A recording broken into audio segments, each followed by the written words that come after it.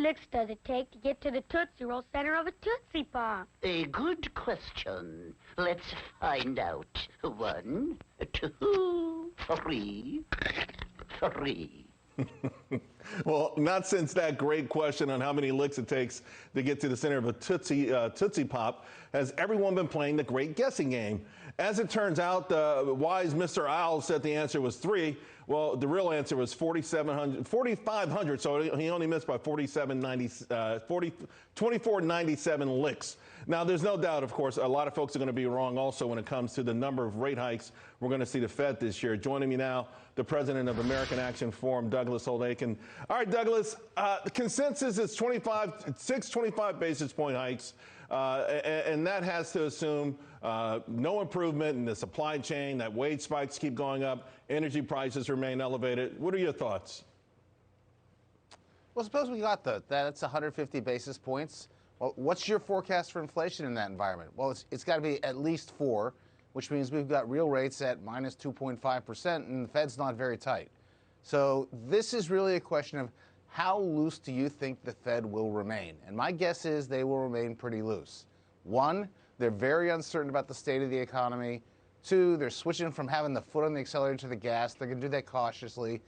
3, it's an election year, and the last thing they want to be accused of is cratering the economy in an election year. So I don't think we get to 6. I think we get 4, and we end up with a real inflation problem that they have to get aggressive about in 2023.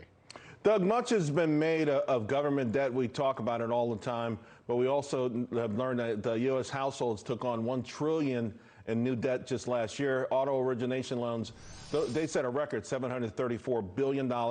You know, listen, a lot of money poured into the economy from everywhere. It was a spending party. Sure. My question to you is what the hangover is going to look like.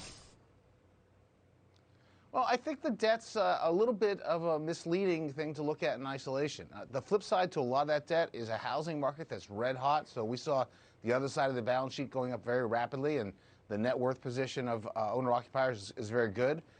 Even autos, which we usually think of as an asset that just appreciates, they appreciated last year. With the real problems we had in the supply chains, used cars and trucks went up 10% in a month last year. So the debt, it was backed by a lot of savings that they carried over in the form of stimulus that they saved, asset price appreciation on the other side of the balance sheet. I don't view it as a big threat to the economy right now. Could you say it was a smart move then by Americans to take that cash and to do things with it, buy a house? Absolutely. Yeah. Yeah, that's exactly what they're doing. Taking out debt is often a statement of confidence in your future, and they're taking a position where they're going to succeed in the future. And also we should add the delinquency rates are extraordinarily low. American Action Forum posted a report yesterday, and I think it's fantastic. 5 things to consider before regulating cryptocurrency. Do you trust Washington not to derail this digital revolution, either on purpose or by accident? Do you think it can still exist without someone in D.C. reading those 5 things, Doug? Well, I think one of the main messages of that report by Thomas Wade is a fantastic report. When I read it, what I took away was you can't let this get decided by turf battles among the agencies. The SEC wants some, CFTC wants this, OCC tries to get there first. You need to have the Congress do its job, step back and say, look, we're gonna ask the agencies to stand down for a second. We're gonna think through what are cryptocurrencies? Are these securities? Are these genuinely commodity monies? How should we classify them? How do we regulate the issuers? If you're a fintech and you don't have the sort of standard reserves against deposit taking, but it looks like you're doing a little bit of that, how are we gonna regulate that?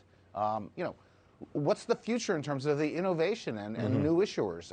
There are lots of unanswered questions. To rush in and say, well, I have control of the securities industry and I'm going to say they're mine and regulate them is a big mistake. Yeah. So this is a go slow, think hard. I'm worried, though, they're going to go fast and have ham fist as usual. Douglas, always a pleasure. Yeah. Thank you so much. All righty. Thank you, Charles.